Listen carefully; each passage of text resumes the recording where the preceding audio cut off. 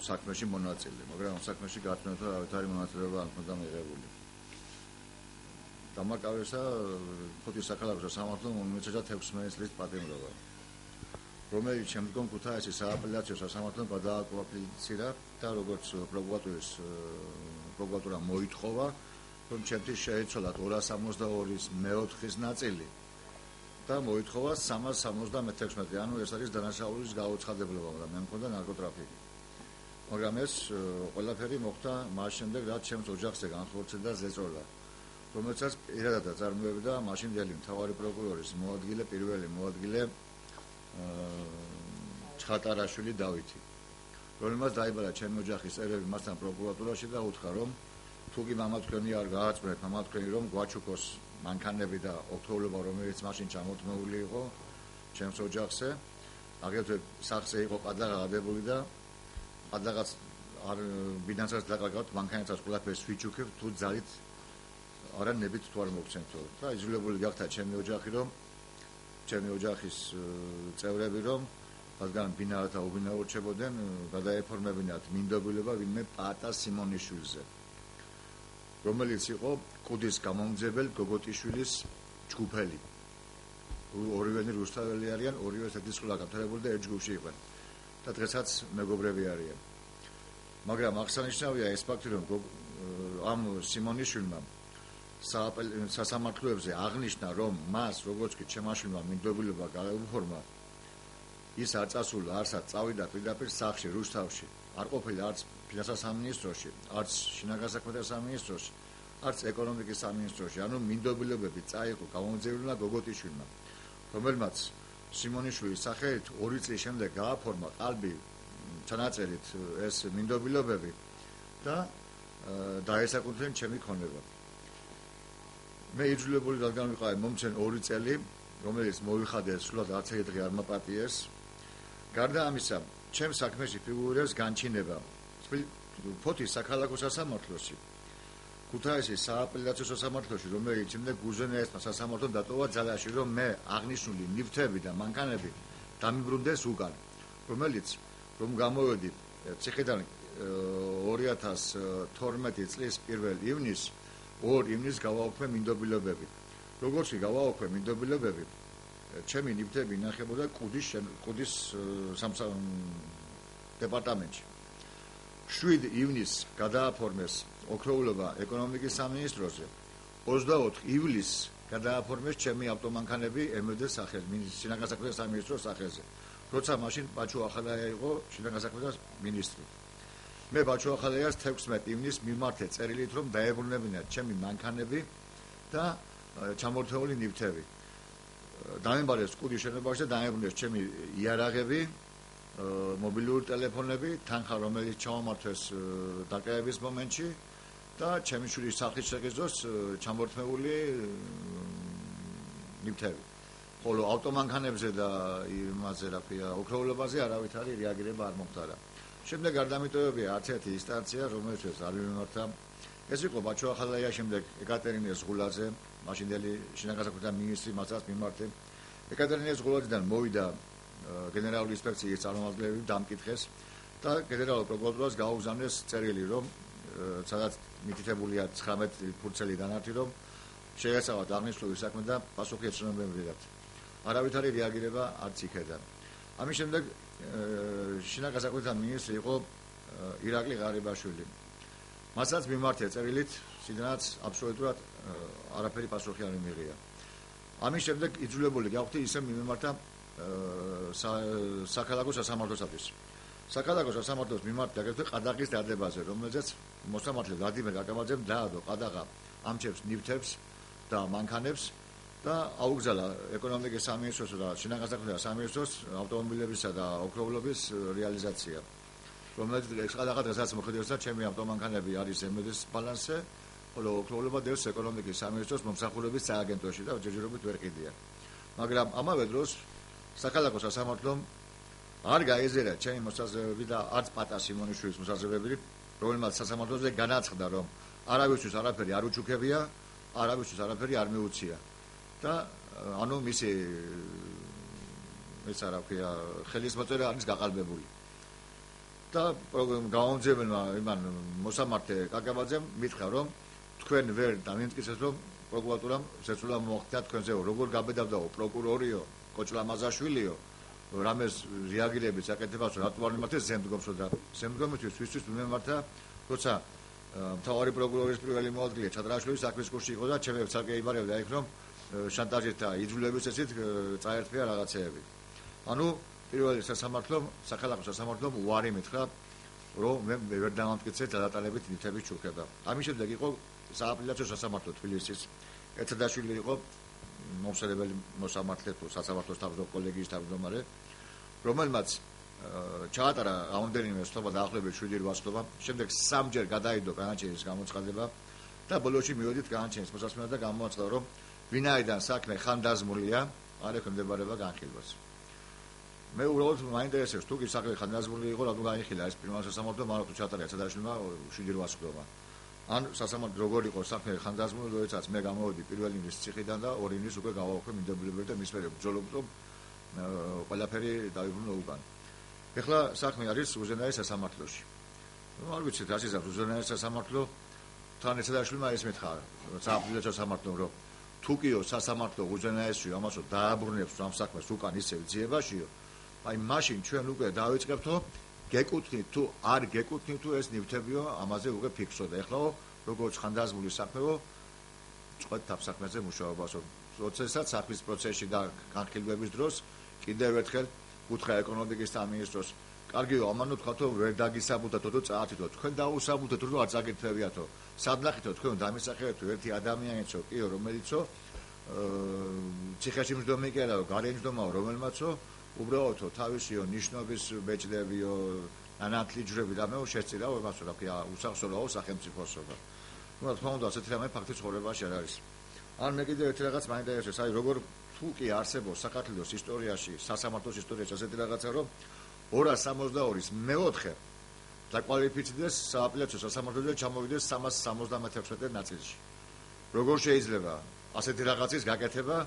აი თუ კი რამე ან დაატანებას არამეს არ ქონდა ადგილი და კიდევ ერთხელ გეუბნებით, აი მე მაქვს სამეცნიერო სასამართლოს განჩინება აგერ, რომელზეც წერია რომ ნივთები დაემბუნდეს მე კანონიერ მე პატრონერს უკან. აგრეთვე აქ არის მთელი რიგი ფაქტები ვითაც მტკიცდება რომ როგორც სასამართლო მიხელმძღვანელი რომ მანქანები გადაცემული იყო უკეო იმაშიო რა ქვია ნაჩუქარი იყო უკეო ნაჩუქარი როგორ იყო აქ ეთყობა მე რომ გამოვედი შემდეგაა მანქანები გადაცემული 7 ივნის ანუ მე პირველი ივნის გავთავისუფლდი 7 ივნის გადაეცა ოქროულობა კუდის შენობიდან გაიტანეს და იქ არის მიღება ჩაბარების საქმე რომელზეც უბრალოდ პასტი წერია შეგეთ არავით არის არც ბეჭედი არც გატარების ნომერი არც რეგისტრაციის ნომერი არაფერი არ გააჩნია საერთოდ აღნიშნულ იმაზე ხელმოწერებზე სიმაღლეშიდან განაცხადა რომ ჩემი ხელმოწერები არ არისო. აქ იმას ვქენდი რა ქვია კიდევ ერთ ცნობისათვის 2012 წლის 2 დეკემბერს განცხადება დავწერე პროკურატურაში ეს იყო პირველი განცხადება რომელიც დაეწერა ელიზბარ გოზალიშვილს. ელიზბარ გოზალიშვილიდან მივიღეთ წერილი რომ ეს წერილი დაეწერა ანტიკორუფციული დეპარტამენტში გოჩა საათაშვილს. რომელსაც 2012 წლის შემდეგ ვეძებ ამ კაცთა ტელეფონს აღებულებს საერთოდ. რო გავიგო რა მოხდა. 2012 წლის 27 დეკემბერს ისევ შევიტანე განცხადება პროკურატურაში. არავით არ რეაგირება. 2013 წლის 26 თებერვალს ისევ შევიტანე პროკურატურაში განცხადება, რომელიც დაეწერა თბილისის პროკურორის მოადგილე ტყეშელაშვილს, არავით არ რეაგირება. 2013 წლის 31 ივნის ისევ ელიზბარ გოზალიშვილიდან მივიღეთ წერილი რომ დავეოდოთ სასამართლოს გადაწყვეტილებას. სასამართლო იხილავდა სამოქალაქო საქმეს. მე კი პროკურატურაში ვთხოვლობდი ახალ განმავლობათა გამო საქმის აღზრდას და გამოძიების დაწყებას, ანუ სისხლის სამართლის საქმის აღზრდას. 2013 წლის 4 დეკემბერს განცხადება დავწერე პროკურატურაში ფაცხალდის სახეზე, რომელიცაც არავით არ რეაგირება არ ამას. 26 მარტს 2014 წელს განცხადება შევიტანე პროკურატურაში ისევ გოზალიშვილმა მომწერა ისევ ყველა განცხადება ხდება აბსოლუტურად გოზალიშვილთან. რომელიც მაშინაც პროკურატურაში იყო სააკაშვილისთვისაც და დღესაც. რომ გადაიგზავნა განცხადება გენ ინსპექციაში საკადრელის სახეზე. რეაგირება არავით არის. მე შევხვდი იქ დაეწერა ზურაბ ბენდელიანი არის ასეთი პიროვნება გამომძიების პროკურორი. შევხვდი მას და კაცი გაუკვირდა ძალიან საქართველოს განჩინება რატომ ასრულდებაო და ერთ-ერთი განცხადება ჩემი დაეწერა სამეგრელოს ზემოსვანეთის პროკურატურას, რომელთაც დაბრუნდა უკან და სამეგრელოს ზემოსვანეთს ატო დაეწერა საერთოდ აზრი არ აქვს და ალბათ ჩადიარ საქმეში რომ დაბრუნდა უკან, მეტი არაფერი არ არის. მე დამაკავეს როგორც ჩემი მანქანებით გაქონდათ საზღვარგარეთ ნარკოტიკი კოკაინი 220 კილო გაიტანეს ჩემი მანქანებით. თურქეთში და თურქეთიდან გაიტანეს შემდეგ ევროპაშიო. როცა ამ დროს ჩემი მანქანა, მე მანქანები ჩამომყავდა საზღვარგარეთიდან. როცა ამ დროს ჩემი არც ერთი მანქანა, ჩემი ჩამოყვანილი, კიდ გაყიდული, კიდ გაჩუქებული ვთქვათ, არ გადაუკვეთიათ საქართველოს თურქეთის საზღვარი, საერთოდ გადაუკვეთი არცეც. აი იმ ჯიპზე, Nissan Patrol-ზე, რომელზეც მეუბნებოდი, რომ ამ მანქანით გაიტანესო, ეს რაოდენობა კოკაინიო.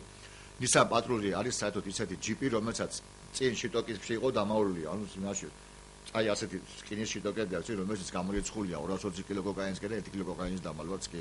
და ჩემი მანქანა არათუ თურქეთში წასულა, ჩემი მანქანა ფოთიდან წავიდა უკრაინაში და უკრაინასთან და პრივატიკაში ის მანქანა იყიდა პრიბალტიკელმა ჩემგან.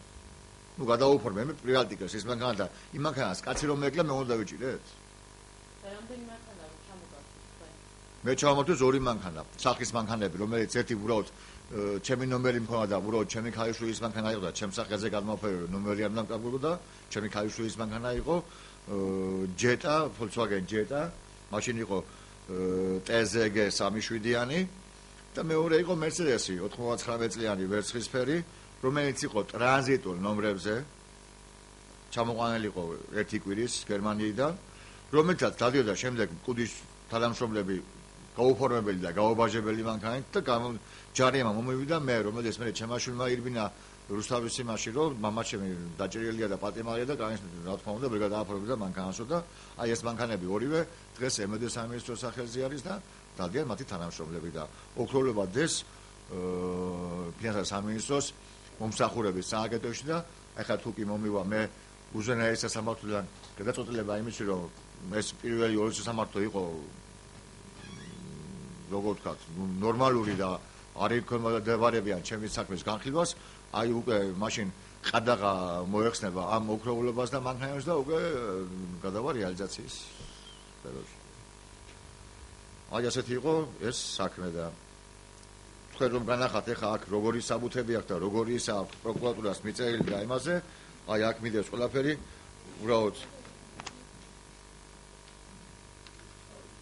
აგე გაუქმებული მინდობილებებიც მიდევს, აგე განცხადებები ვისაყრეთ დავწერე და აი აგერ მიდევს თუ შეგიძლება თუ მოგზაურთ ნახოთ, აი როგორი იმითი აქვს გაფორმებული შეიძლება ჩუქება, აი ნახეთ. თქვენ თვითონ შეგიძლიათ და ნახეთ უბრალოდ, აი ერთი არის 22 მაისი 2012 წელს. ანუ მე რომ გამოვიდე ერთ თვით ადრე, მეორე არის 25 მაისი 2011 წელი. ეხლა შევადაროთ უბრალოდ ეს ხო ის არის საფია პიროვნება, რომელიც საჯაროს მოხელი არის. აი ეს ხელმოწერა და ეს მოწერა ერთეიგივეა. ანუ ეს ხელმოწერა და ეს მოწერა ერთეიგივეა. რომელიც პატასიმონიშვილი არის ვითომ, მაგრამ შემდგომ პატასიმონიშვილი ერთის ვერ ჩატარყოფილა ეთნიკურად. ანუ ორივე ჩუქება არის გაყალბებული და კიდე მეუბნებიან რომ არა ეს სწორი არის. კი ბატონო შეკითხები თუ რამე გაქვს? ან თქვენ გავით უბრალოდ მანქანებს და მანქანებს ყიდი და მე ვყიდი, მაგრამ ეს პიროვნებები ვინც დაკავებული იყო ამ საქმეზე, ამ 220 კილო კოკაინის საქმეზე, ამ ტყაჩირის საქმეზე, ეგრეთოდებულზე, ესენი ერთი არის ჩემი მეუღლის ბიძაშვილი, მეორე არის ჩემი მეუღლის ბიძაშვილის ქმარი და მესამე არის ჩემი მეუღლის დიშვილი. ოდა ბატონო? ნათესაებერიან ჩემი და მე უბრალოდ ნუგზარი ბოჭოეშვილმა მთხოვა რომ დედამისთვის უნდა მანქანა სოფელში, ტყაჩირში, ეს იყო 2009 წლის დეკემბერი და ჩამოიყვანა მანქანა და მე უთხარი რომ ნუ არ მინდოდა წასვლა, მაგრამ ახლა დედამისთვისაც ჩვენ ახლადაცები ვიყავთ, წავედი, ჩამოიყვანე მანქანა და იყო ლუგზარ ბოჭოეშვილის ეს მანქანა. გამორიცხული არის, იმიტომ რომ ეს მანქანა ერთით რომელიც მე ჩამოვიყვანე ეს ჯიპი ამ ლუგზარ ბოჭოეშვილს, წოდებული კოკაინის საქმის ხალხს, ასე ვთქვათ. ეს მანქანა თურქეთში არ გადასულა საერთოდ, ეს მანქანა წავიდა ფოთიდან უკრაინაში და სხვა მანქანები მე უბრალოდ გავყიდე რუსთავის ბაზრობაზე და ყიდველები იყვნენ ან აზერბაიჯანელი, ან ქართველი, ან სომეხი და ახლა ეს მანქანა საწავიდა მე ხო აღარ ვიცი უკვე. არა, თანხა მოიგეთ ყაჩირში, ლუგზარ ბოჭოეშვილის სახლიდან. მე ქუთაისში ვცხოვრობ და ჩემი სახლი გაჭრიგა, ჯანა ვერაფერი ვერ ნახეთ საერთოდ.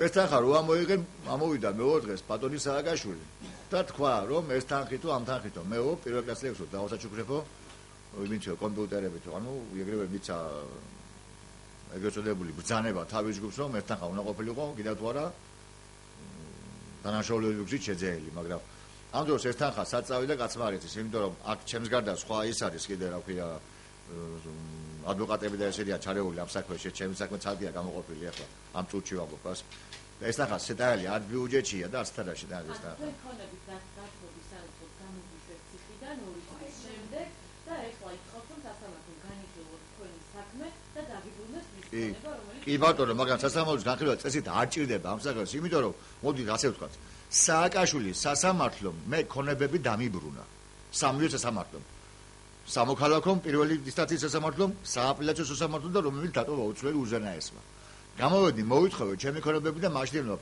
ბაჩო ახალაიამ მინისტრმა ემედოს მინისტრმა გადააფორმა ეს ქონებები შინაგან საქმეთა სამინისტროზე მანქანები და ოქროულობა გადასცა ეკონომიკის სამინისტროს მე იძულებული გავხდი შემეტანა სასამართლოში განცხადება ესე იგი სააკაშვილის სასამართლომ სამივემ დამიბრუნა ეხლა არ ვიცი რა ხდება მარგულაშვილის და ღარიბაშვილის სასამართლო არ მიბრუნებს რატო არ მიბრუნებს ვერ გავიგე ერთი იძახის რომ შენ ვერ დაიმტკიცეო რომ ეს წაგართვენო და ძალით მიგაწემიენო მეორე მეუბნება რომ ხანდაზმულია უკვე საქმეო და ხანდაზმული როგორაა საქმეს ვერ გავიგე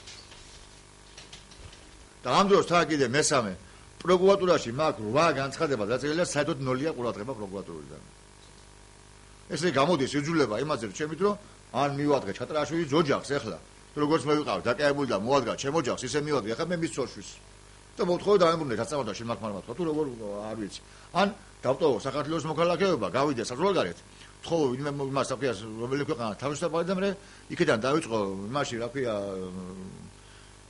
საზღვარგარეთ რომელიმე სასამართლოში ბრძოლა იმაზე რომ დაებრუნო ჩემი ნივთები დროებითაც მე ნერვიულებაზე დაემართა გულის მანკი იმაში რა ქვია ციხეში და რო გამოვედი იქიდან გავიკეთე სასწრაფო ოპერაცია და ვალ პირველი ჯგუფის ინვალიდი მის მიგამხდარით რომაც აგერ მიდევს რომ შეწყვეტილი შესაძლებლობების პიროვნება ვარ პირველი ჯგუფის ინვალიდი ვარ გამხდარი ამ იმის შემდეგ და ამას არაფერს არ გებულო 10 სასამართლო ყიდულობაში და რა ხდება ვერ გავიგე რა ბატონო 16 წელი მქონდა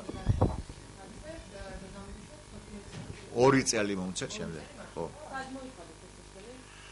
საჯელი მოვიხადე დავიწყე გდანში შემდეგ გადამიყვანეს ზუგდიდის ციხეზე შემდეგ გადამიყვანეს ქუთაისის ციხეზე შემდეგ ისე დავამბურდეს გდანში როცა დაჩეელი მქონდა 10 თვე გამიშვენ რუსთავის კრიტში რუსთავის კრიტიდან გადამიყვანეს რუსთავის პირველ ზონაში და გამოვედი იქიდან ანუ ქსანზე და ყველა ციხე მოვიარე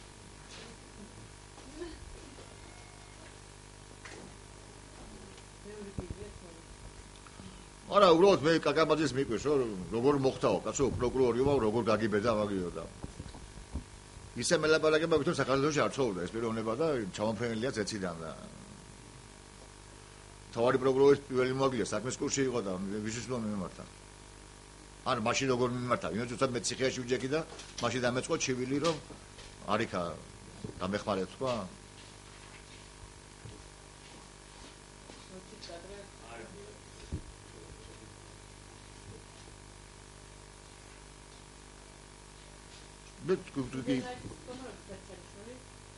არ ვიცი ჯერ მე დავრეკე აი მოგეუბნებთ აი გოჩა საათაშვილს ვეძებ ვერ ვნახე საერთოდ ტელეფონთან არ მოდის ამ ელიზაბეთ გოზალაშვილს დაუკავშირდი ისე მე თვითონ არაფერს არ იმაშვებიან ეხლა დაუკავშირდი არის ინგო როყვა ასეთი პიროვნება რომელმაც მითხრა რომ აწერია როგორია ესა პროკურორი ისა მოსამართლე ბესარი ალავიძე არის მომხსენებელი პროკურორი უზენაესში და რომელიც საქმე ჩანიშნული არის ალბათ ივლისის პირველ რიცხვებშიო და რაღაც ნახოთ ასიზამი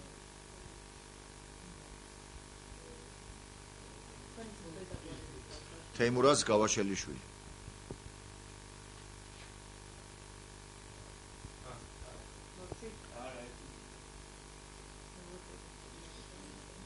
მე ამათი ყველაფერი ესა მაქვს რა ქვია სხდომები ჩანაწერებს რაც ის პატარა სიმონიშვილი აღიარებს რომ მას ჩუქება არ გაუკეთებია და არ ყოფილა ასეთ მისული. თუ წავიდა სახში პირდაპირ.